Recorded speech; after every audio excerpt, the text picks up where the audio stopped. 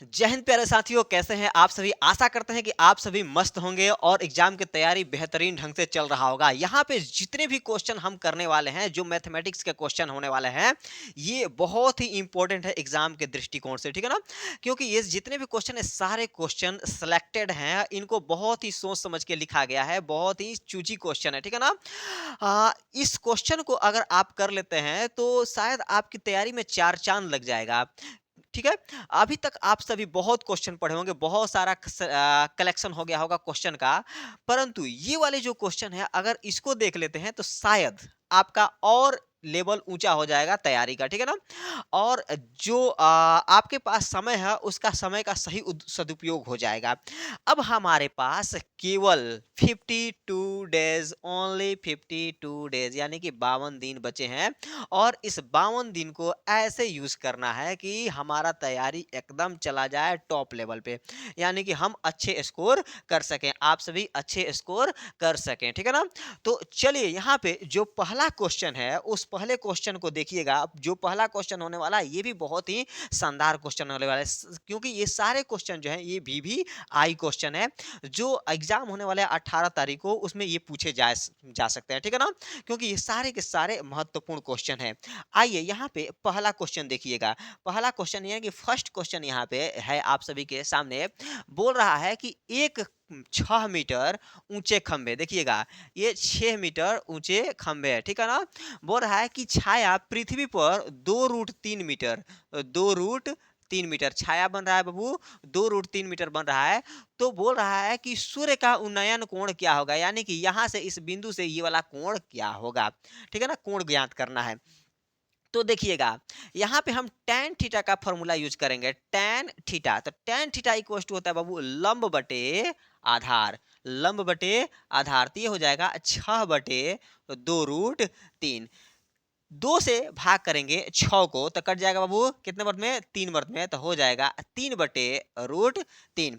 अब ये देखिएगा, 3 को लिख सकते हैं √9, 3 को लिख सकते हैं बाबू √9, और नीचे में है 3, तो 3 रहेगा।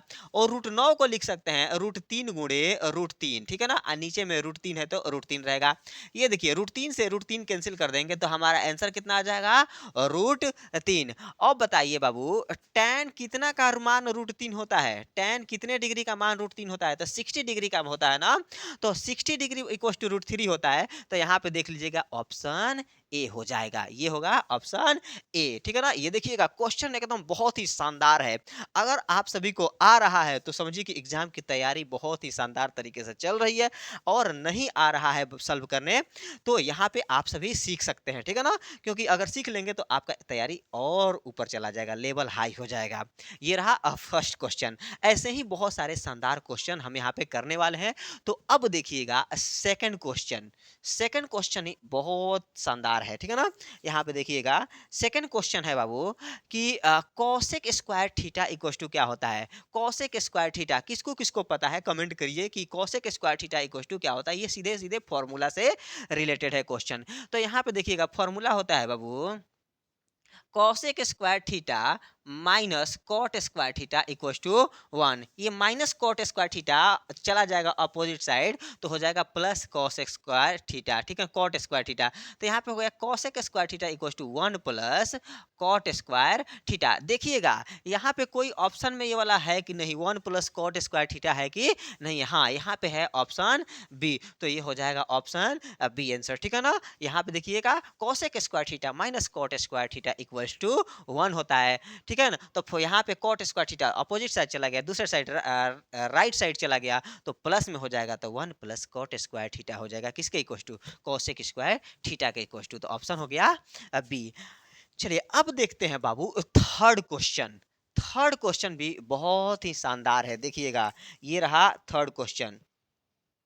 देखिएगा, थर्ड क्वेश्चन कह रहा है कि यदि द्विघात बहुपद QX equal to X square minus X plus 4 है, तो शून्यक अल्फा और बीटा हो, तो अल्फा प्लस बीटा का मान ज्ञात करना है। देखिएगा, क्वेश्चन पढ़िए एक बार दोबारा।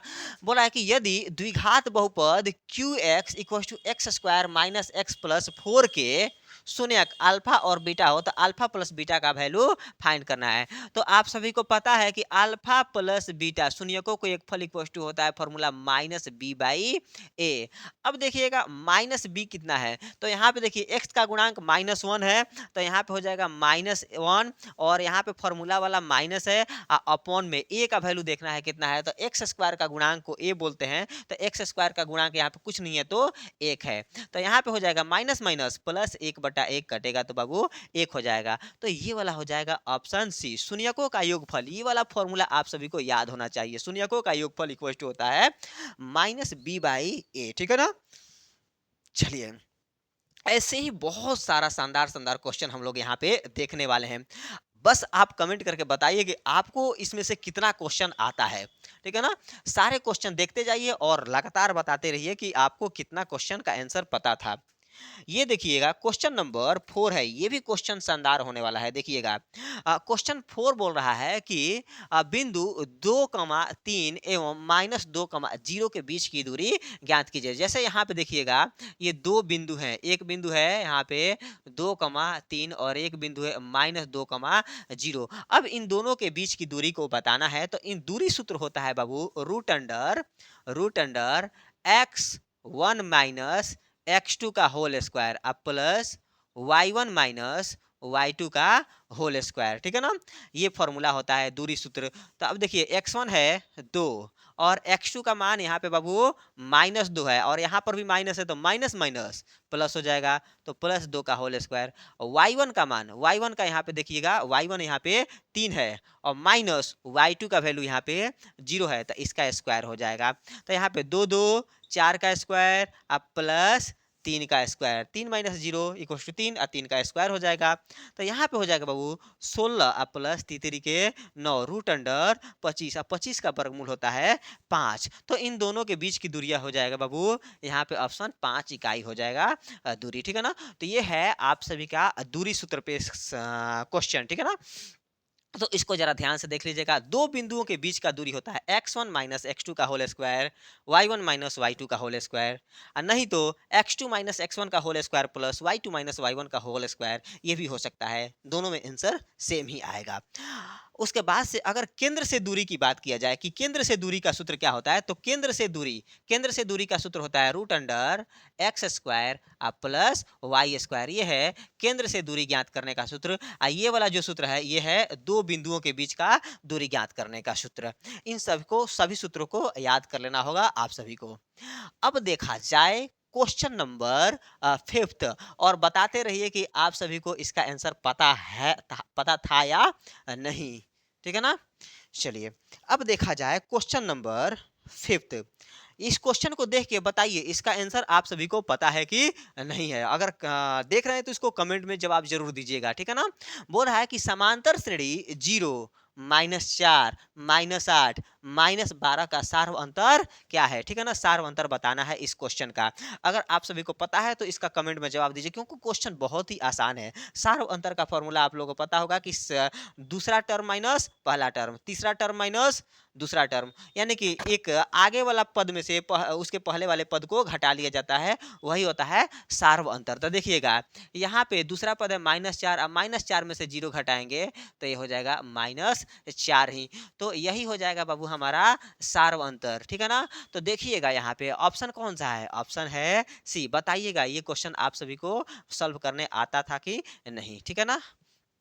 अब आइए नेक्स्ट क्वेश्चन देखा जाए। क्वेश्चन नंबर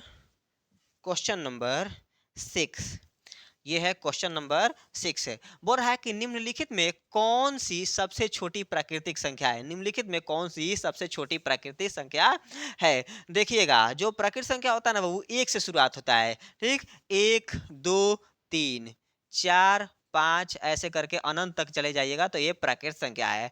और यहाँ पे अगर 0 शामिल कर लिया जाए, 0 1 2 3 4 5, तो ये है बाबू होल नंबर, ठीक है ना। ये है होल नंबर, पूर्ण संख्या है, ठीक। अब इसी में निगेटिव नंबर शामिल कर लिया जाए, जैसे -1 -2 डॉट डॉट डॉट इधर 0 1 2 3 डॉट डॉट डॉट ये, तो यहाँ पे अगर निगेटिव नंबर ही आ जाता है, नकारात्मक संख्या, ऋणात्मक संख्या भी आ जाता है, तो ये हो जाता है इंटीजर यानी कि पूर्णांक हो जाता है। तो आप सभी को ये पता होगा।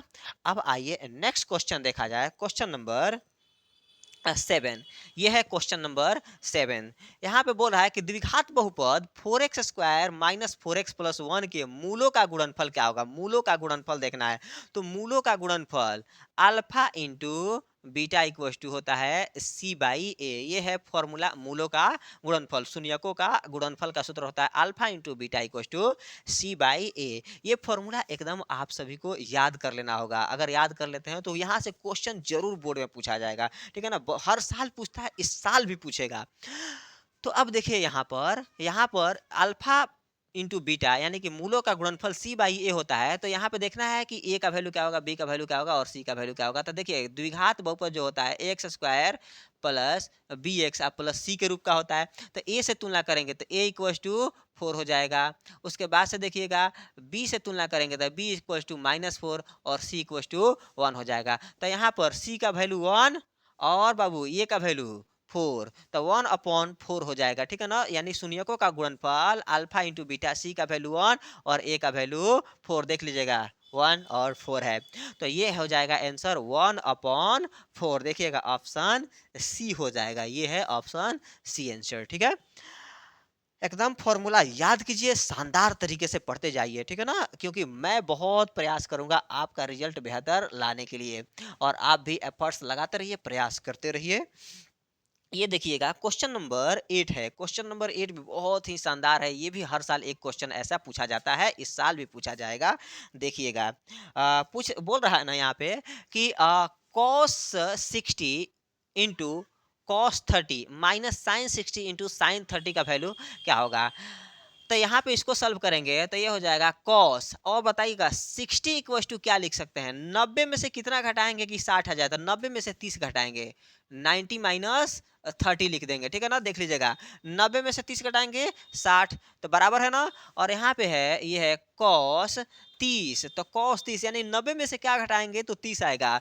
तो 90 में से 60 माइनस कर लेंगे तो 30 आएगा। और इधर वाला पोर्शन जैसे है वैसे लिख देना है साइन 60 इंटू साइन 30 डिग्री।